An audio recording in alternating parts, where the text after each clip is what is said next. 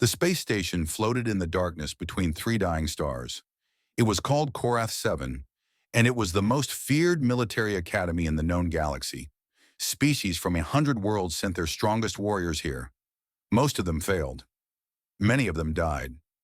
Commander Thix stood at the observation window and watched the new recruits arrive. His scales glowed a soft blue color, which meant he was thinking. He had trained soldiers for 40 years. He had seen every species try and fail at his course. The Krellians with their 4 eyes and thick armor skin, the Genthari with their 4 arms and quick reflexes, the Deepkin who could breathe underwater for days. All of them had struggled. All of them had learned fear in his training ground. But today was different. Today there was a human. Thix turned his long neck and looked at the small creature standing among the giant alien recruits. She was tiny compared to them. Her skin was soft and pink. She had no claws, no armor, no extra limbs. Her name was Elena Vasquez, and she was the first human to ever attempt the Void Operations program. The other instructors gathered behind Thix. They spoke through their neural links, which meant they could share thoughts without speaking out loud. Their thoughts were full of amusement. "The human will not last 1 hour," said Lieutenant Morven. She was a Deepkin, with blue-green skin and gills on her neck. Her people could survive in water with almost no oxygen for very long times. She believed no land creature could match that ability. "I bet 3 months of my salary that she fails in the first 10 minutes of the vacuum chamber." "I will take that bet," said Instructor Kral, a massive Krellian with scars across all 4 of his eyes. "I give her 15 minutes. Humans are stupid, but they are also stubborn." Thix said nothing. He simply watched the human woman through the glass. Elena could feel their eyes on her. She stood straight and kept her face calm, but inside her heart was beating fast. She knew what they were thinking. She had heard it all before. Humans were weak. Humans were soft. Humans needed to breathe every few seconds, or they would die. In a galaxy full of amazing creatures, humans were considered one of the most fragile species. But Elena had not traveled across the galaxy to prove them right. She had fought for 2 years just to get this chance. The Earth military needed soldiers who could operate in space without heavy equipment. They needed warriors who could fight in the cold vacuum where there was no air to breathe. Every other species used machines and tanks and breathing devices. Earth wanted something different. Earth wanted soldiers who could survive on nothing but their own bodies. Elena was going to be the first. The recruits were led into a large room with metal walls. Holographic screens floated in the air, showing images of the training course. It was called the Suffocation Spiral, and it was the hardest test in the academy. The images showed dark tunnels, broken spaceships, and empty space where no air existed. Recruits had to fight, climb, and solve problems while their oxygen ran out. Commander Thix walked to the front of the room. His scales shifted to a harsh red color, which meant he was serious. "Welcome to Void Operations," he said. His voice was deep and cold. "This program will teach you to fight in the most dangerous environment in the universe, the vacuum of space, where there is no air, no pressure, no mercy." He looked at each recruit one by one. When his eyes reached Elena, he stopped. "Some of you will succeed," he continued. "Most of you will fail, and some of you do not belong here at all." Elena did not look away. She met his gaze and held it. Thix made a sound that might have been a laugh. "Human," he said, "you may leave now. There is no shame in accepting your biological limits. Your species requires constant oxygen. You breathe every few seconds. This course will demand much more than your weak lungs can provide." The room was silent. Every alien eye turned to look at Elena. Some of them were curious. Most of them were mocking. A Genthari recruit with 4 arms crossed 2 of them and made a clicking sound of amusement. Elena took a slow breath. Then she spoke. "With respect, Commander," she said, "I did not come across the galaxy to quit before I started." Thix's scales flickered orange for a moment. Surprise. Then they returned to red. "Brave words, Vuri," he said, "but words will not fill your lungs when the air is gone. Words will not keep your blood flowing when the vacuum pulls at your flesh." "No, sir," Elena agreed, "but training will, and I have trained for this my entire life." Another flicker of orange. Then Thix turned away. "We shall see," he said. "The spiral begins tomorrow. Rest while you can." The recruits were dismissed. As Elena walked toward the barracks, she passed Lieutenant Morven. The Deepkin looked down at her with cold, fish-like eyes. "I almost feel bad taking free money," Morven said. "You have no idea what is coming, little human. The spiral has broken warriors 10 times your size. Warriors with lungs that could hold air for an hour. You will be gasping and crying within minutes." Elena stopped walking. She turned and looked up at the tall alien.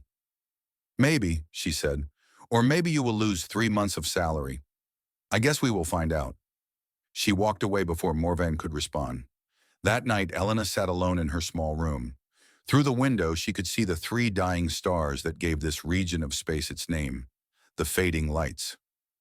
She thought about home. She thought about the ocean back on Earth, where she had trained in the deepest waters. She thought about the pain of holding her breath until her vision went black, the burning in her chest, the screaming of her muscles begging for air. She had done it 1,000 times. She would do it again. On the desk in front of her was a small photograph. It showed Elena as a child, standing next to her grandmother. Her grandmother had been a pearl diver in Japan. She had taught Elena the old ways, how to slow the heart, how to quiet the mind, how to make the body believe it did not need to breathe. Elena touched the photograph gently. "I will not fail," she whispered. "I will show them what humans can do." Outside, the dying stars continued their slow fade into darkness. And somewhere on the station, credits were changing hands as aliens bet against the small human woman who dared to challenge their beliefs. None of them knew what was coming. The medical bay was cold and bright. Strange machines covered the walls, making soft humming sounds. Elena lay on a metal table while alien doctors moved around her, pressing instruments against her skin and studying the results on floating screens. Dr. Quillix was the head physician. He was a Memorian, which meant his body was almost completely transparent. Elena could see his 3 hearts beating inside his chest. He had been studying alien biology for over 200 years, but he had never examined a human before. "Breathe in," he said, holding a device near her mouth.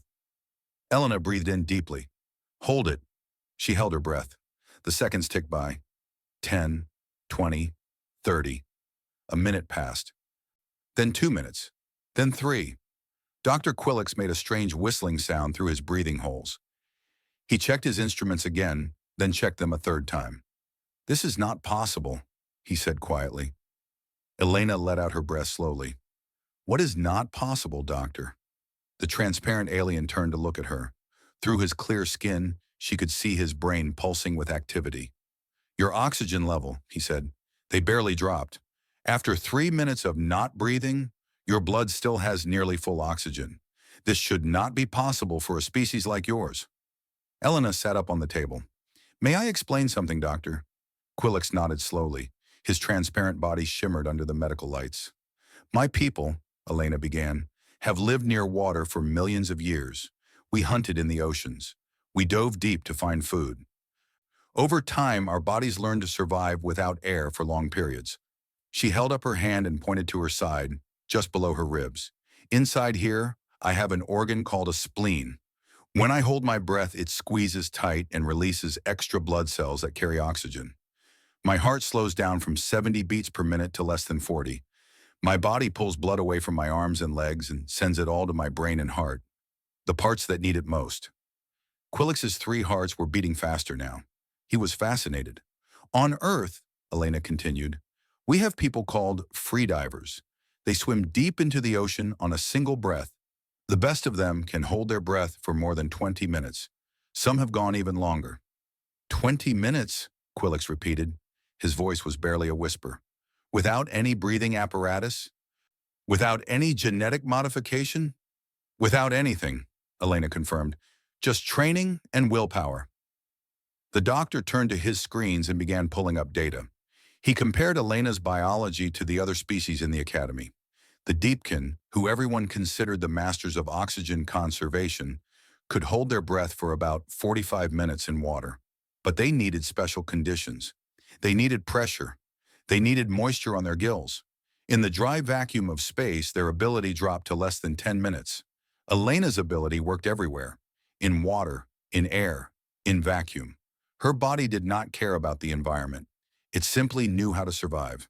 Quillix pulled up more data about human biology. What he found amazed him even more. Humans were persistence hunters. Long ago, before they had technology, they had chased animals across great distances. They could not run fast like other predators, but they could run for hours without stopping. Their bodies were designed to keep going when other creatures collapsed from exhaustion. They could sweat to stay cool. They could control their breathing to save energy. They could push through pain that would stop other species. And most importantly, they could adapt. Elena had trained at the Mariana Deep Facility, a secret military base at the bottom of Earth's deepest ocean. There, scientists had developed techniques called void lung training. Soldiers learned to fill their blood with extra oxygen before missions. They learned to enter a state of controlled hibernation where their bodies used almost no energy. They learned to stay calm when every part of their brain was screaming for air. Elena had spent 5 years in that facility. She had practiced holding her breath until she passed out, then practiced some more. She had swum through underwater caves in complete darkness, with her lungs burning and her vision fading. She had learned to control fear itself. Dr. Quillix finished his examination and sent a message to Commander Thix. The message contained all of Elena's biological data and a single note at the end. "Commander, I believe you may wish to reconsider your wager." Thix received the message in his quarters. He read through the data with growing interest. Then he closed the file and dismissed it. Biology was biology, he told himself. No amount of training could overcome basic physical limits. The suffocation spiral had destroyed warriors from species far stronger than humans. Species with multiple lungs. Species with blood that could carry 10 times more oxygen. All of them had failed. The human would fail too. He was certain of it. Meanwhile, Elena returned to the barracks to prepare her equipment. The other recruits were gathered in the common area, checking their breathing apparatus. Each of them had a large tank strapped to their back, connected to their helmet by thick tubes. The tanks were rated for 45 minutes of continuous oxygen supply. Elena's equipment was much simpler. Just a basic suit, a helmet, no tanks, no tubes, nothing. Kreth, the large Krellian warrior, walked over to her. He looked down at her empty hands with all four of his eyes. "Where is your breathing apparatus, human?" he asked. His voice was deep and rumbling, like rocks grinding together. "I will not be using one," Elena replied. Kreth made a barking sound that was his species' version of laughter. "You are joking. You cannot do the spiral without oxygen supply. You will die in the first chamber." "Maybe," Elena said. "Or maybe I know something about my species that you do not." The Krellian shook his massive head. "Humans are strange creatures," he said. "You are small and weak, yet you act like you are invincible. I do not understand your kind." Elena smiled at him. "You will," she said. "After tomorrow, you will understand exactly what humans are capable of." She walked away to finish her preparations. Behind her, Kreth watched with confusion in all four of his eyes. He did not know what to make of this tiny human woman who seemed so confident. Part of him wanted to mock her, but another part, a small part deep inside, was beginning to wonder if he had underestimated her. That night, the station was quiet.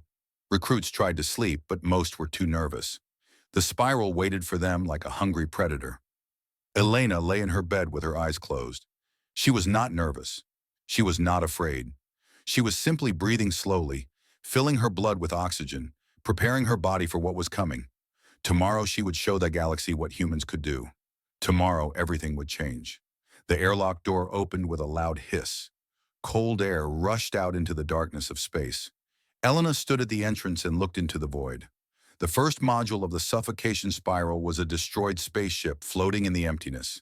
Its metal walls were torn and twisted. Holes in the hull showed the stars beyond. There was no air inside, no gravity, no mercy. Commander Thix's voice crackled through the communication system. "Recruits, your mission is simple. Navigate through the wreckage. Disable the 5 enemy targets inside. Reach the extraction point on the other side. You have 15 minutes. Anyone who runs out of air will be pulled out by the rescue drones. Anyone who panics will be disqualified." Elena stood in line with 11 other recruits. The Krellians activated their breathing tanks with loud clicking sounds. The Genthari checked their forearm suits. The Deepkin wet their gills one last time before sealing their helmets. Elena did nothing. She simply stood there in her simple suit with no oxygen supply. Lieutenant Morven was watching from the observation deck. She leaned forward in her chair, eager to see the human fail. "Look at her," she said to the other instructors. "She does not even have a backup tank.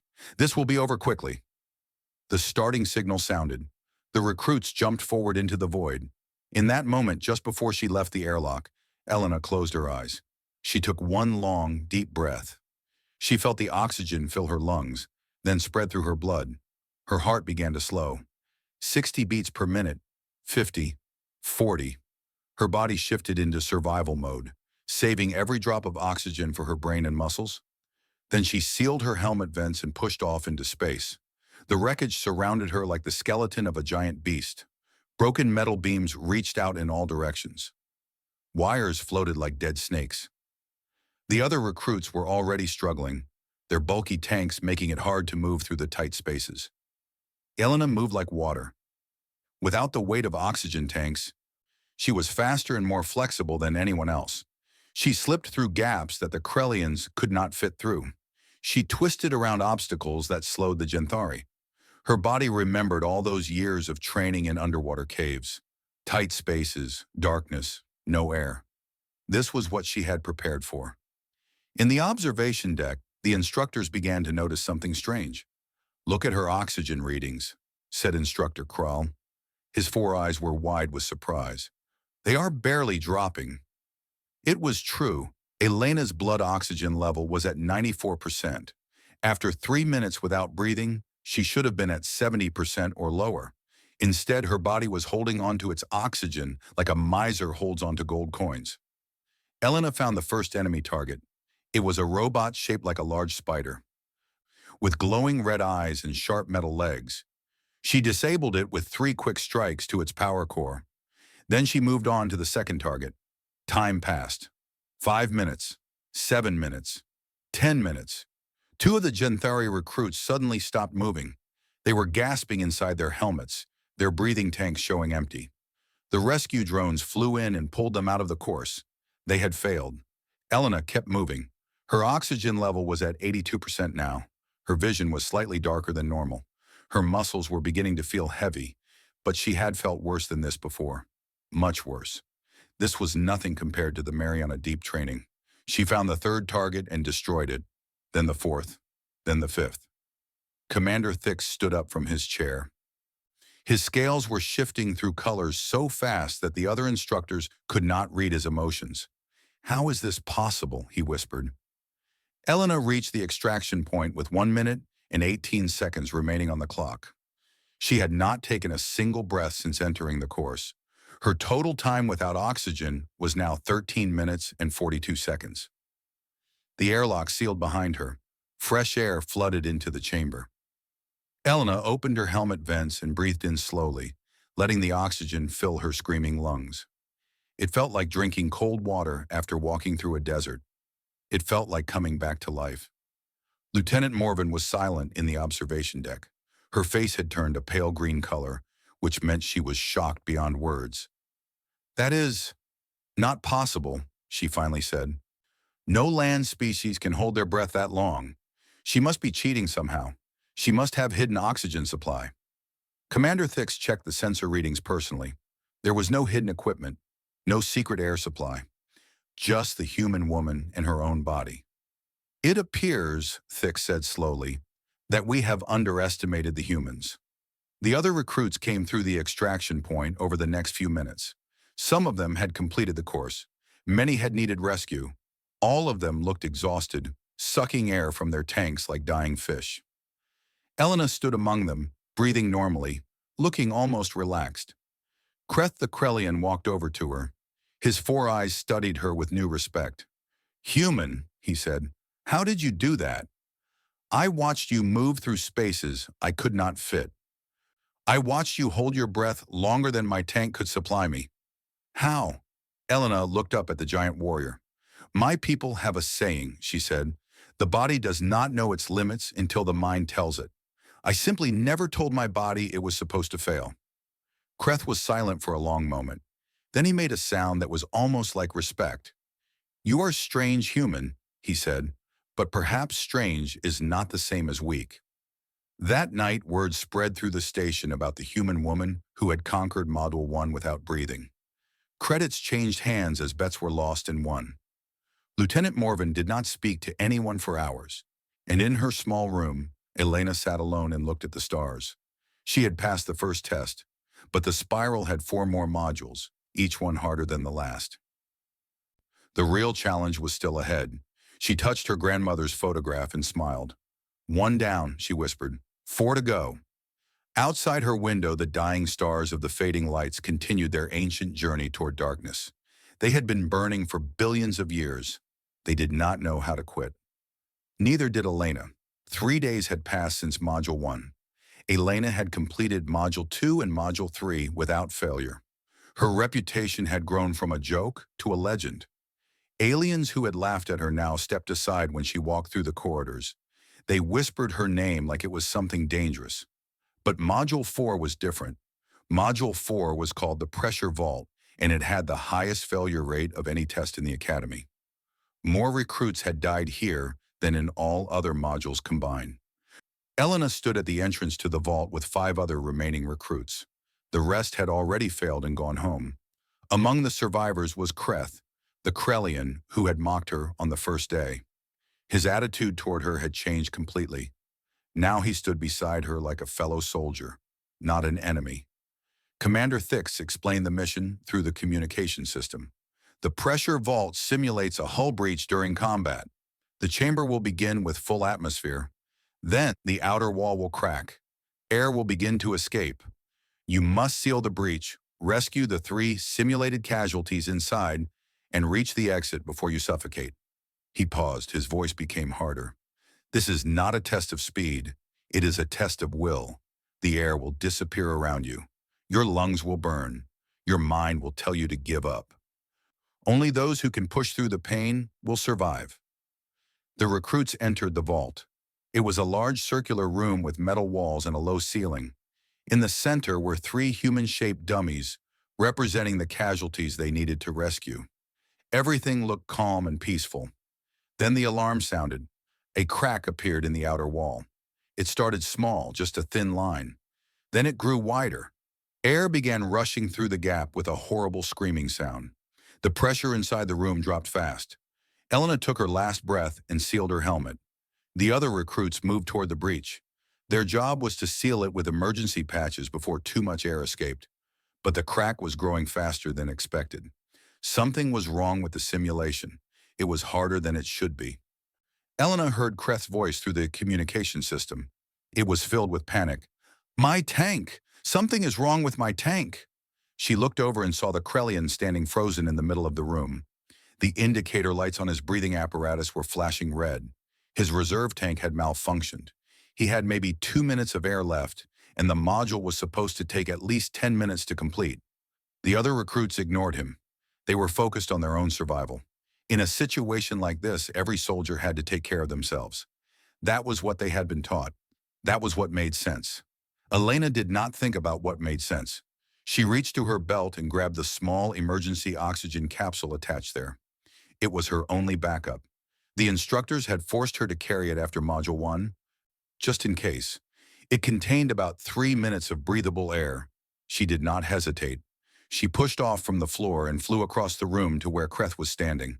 The big Krellian's 4 eyes were wide with fear. His mouth was opening and closing as he gasped for air that was not there. Elena pressed the oxygen capsule into his hand. "What are you doing?" Kreth shouted through the comm. "You need this. You will die without it." "You need it more," Elena replied. Her voice was calm, steady. "I have about 6 minutes of oxygen stored in my blood. That is enough to finish the mission. Take the capsule. Breathe. Stay alive." Kreth stared at her. In all his years as a warrior, no one had ever done something like this for him. His own people would have let him die. That was the Krellian way. The weak were left behind so the strong could survive. But this human, this tiny creature that he had laughed at just days ago, was giving up her only safety net to save his life. He took the capsule. "Finish the mission," Elena said. "I will handle the breach." She flew toward the crack in the wall. The other recruits were struggling to attach the emergency patches. The escaping air was pushing against them, making it hard to hold on. One of the Genthari lost his grip and went spinning away. Elena grabbed the edge of the breach with her bare hands. The metal was cold enough to burn, but she did not let go. She pulled herself close and began attaching the patches one by one. Her movements were quick and precise. No wasted motion, no panic. Her oxygen level dropped. 90%, 80%, 70%. Her vision began to narrow. The edges of her sight turned gray, then black. Her lungs felt like they were filled with fire. Every part of her body screamed for air. She kept working. The breach was sealed. The air stopped escaping. But the mission was not over. They still had to rescue the casualties and reach the exit. Elena's oxygen was at 55% now. Dangerous levels. Her brain was starting to slow down. Her thoughts were coming in fragments instead of sentences. But she could still move. She could still fight. She grabbed one of the dummy casualties and dragged it toward the exit. Kreth appeared beside her, breathing from the capsule she had given him. He took two of the remaining casualties, lifting them with his massive arms like they weighed nothing. Together, they moved toward the extraction point. Elena's vision was almost completely black now. She could only see a small circle of light directly in front of her. Her legs were moving on automatic. Her mind was floating somewhere above her body, watching from a great distance. 19 minutes. She had been without air for 19 minutes. The airlock opened. She stumbled through and collapsed to her knees. The emergency systems activated, flooding the chamber with oxygen. She opened her helmet vents and breathed. The air tasted like life itself. It tasted like victory. Kreth knelt beside her. His 4 eyes were wet with something that might have been tears. "Human," he said, his voice rough with emotion. "Why? Why did you save me? I was cruel to you. I mocked you. I said your people were weak." Elena looked up at him. Her lips were blue. Her skin was pale, but she smiled. "Because that is what humans do," she said. "We do not leave people behind. Not enemies, not strangers, not anyone. We fight for each other, always." Kreth was silent for a long moment. Then he reached out and placed his massive hand on her shoulder. "I was wrong about your kind," he said. "You are not weak. You are the strongest species I have ever seen." In the observation deck, Commander Thix watched the recording of what had happened. His scales had turned pure gold. In Valorian culture, gold meant only one thing: the deepest respect. The Hall of Valor was the oldest room on Station Korath 7. Its walls were covered with the names of warriors who had graduated from the Void Operations program over the past 200 years. Thousands of names written in 100 different alien languages. Today, a new name would be added. The hall was full of people. Instructors stood in perfect formation along the walls. Dignitaries from a dozen worlds sat in the viewing gallery. Representatives from the Galactic Coalition Council had traveled for weeks to witness this ceremony. News drones floated near the ceiling, broadcasting the event to billions of viewers across known space. Elena stood at attention in the center of the room. Her dress uniform was crisp and perfect. On her collar was the new Void Operator insignia, a silver circle with a star in the middle. It was the most respected badge in the military, and she was the first human to ever wear it. Beside her stood 11 other graduates. Kreth was among them, his massive body clean and polished for the ceremony. The survival rate for this class had been the highest in Academy history. Word had spread that training alongside the human woman had pushed everyone to exceed their limits. They had all become stronger because of her. Commander Thix walked to the front of the room. His scales were glowing pure gold, brighter than anyone had ever seen them. When he spoke, his voice echoed off the ancient walls. "In 200 years of the Void Operations program," he said, "no recruit has ever completed the suffocation spiral without breathing apparatus. Our greatest warriors have tried. All of them have failed, until today." He turned to look at Elena. Every eye in the hall followed his gaze. Sergeant Elena Vasquez of Earth completed all 5 modules of the spiral with a total breath hold time of 47 minutes. She did not use any oxygen supply. She did not use any technological assistance. She relied only on her own body and her own will. A murmur ran through the crowd. 47 minutes without breathing. Even now, after everything they had witnessed, it seemed impossible. Thix continued. But more impressive than her physical ability was her character. In Module 4, when a fellow recruit's equipment failed, Sergeant Vasquez surrendered her only emergency oxygen supply to save his life. She chose to risk death rather than abandon a comrade. This is the true mark of a warrior. He paused and looked around the hall. Many of us made bets against her when she arrived. We believed humans were too weak, too fragile, too dependent on constant oxygen. We were wrong. Sergeant Vasquez has shown us that we underestimated not just her, but her entire species. The commander reached out and placed a medal around Elena's neck. It was the Star of Valor, the highest honor the Academy could give. Only 37 warriors had ever received it in 200 years. Sergeant Vasquez, Thix said, you have earned our respect. More than that, you have earned our admiration. Welcome to the Void Operations family. The hall exploded with noise. Alien species had different ways of showing approval. The Krellians stomped their feet. The Genthari clicked their mandibles. The Deepkin made high-pitched whistling sounds. The humans in the viewing gallery simply stood and clapped their hands. Elena remained at attention, but inside her heart was soaring. After the ceremony, there was a celebration in the station's main gathering hall. Drinks were poured. Stories were told. Aliens who had never spoken to Elena before now wanted to shake her hand and hear about her training. Lieutenant Morven approached her through the crowd. The Deepkin's blue-green face showed an expression that might have been embarrassment. Sergeant Vasquez, she said, I believe I owe you money. Elena remembered the bet from the first day, 3 months of Morven's salary that she would fail in the first 10 minutes. Keep your credits, Elena said. Buy me a drink instead. We can call it even. Morven's fish-like eyes widened with surprise. Then she made a sound that was almost like a laugh. You are a strange creature, human. I insulted you. I bet against you. I wanted you to fail. And now you offer to share a drink with me as if nothing happened. Elena shrugged. You did what you thought was right based on what you knew. Now you know better. That is not something to be ashamed of. That is called learning. The Deepkin was silent for a long moment. Then she nodded slowly. I understand now why your species has survived so long, she said. It is not just your bodies. It is your hearts. You forgive too easily. You trust too quickly. And somehow, against all logic, it works for you. She raised her glass. To the human, she said, the one who taught me that I can still be surprised after 200 years of life. They drank together. Later that night, Elena walked alone through the station's corridors. She passed aliens of every species, and all of them moved aside for her. Not in fear, in respect. They nodded at her. They greeted her by name, the tiny human woman who had conquered the impossible. She stopped at a viewing window and looked out at the 3 dying stars, the fading lights. They seemed different now. Before, they had looked sad, the end of something ancient and powerful. But now Elena saw them differently. Even as they died, they kept burning. They gave light to the darkness around them until their very last moment. That was what humans did too. They burned bright. They never stopped fighting. And when the universe told them they could not do something, they did it anyway. Elena touched the medal around her neck, the Star of Valor. She had earned it with her blood and her breath and her will. But she knew she had not truly won it for herself.